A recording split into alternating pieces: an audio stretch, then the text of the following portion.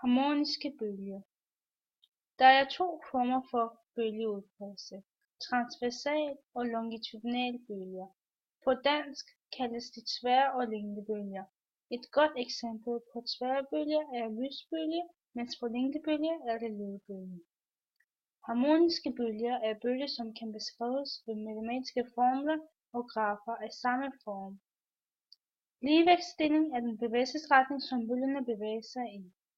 Et bølgetop er den højeste punkt, bølgen er i, den kaldes for amplitude og har forkortelsen A. Bølgedalen er den laveste punkt, som bølgen opnår.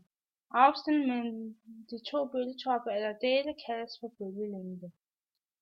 Perioden, som betegnes med T, er tidsrummet, som går fra bølgetoppen til at der er bølgetop igen i det samme sted. Et andet begreb er frekvens, som betyder hvor mange svingninger der er per tid eller per sekund. Og enheden for dette er hertz, som har forkortelsen Hz.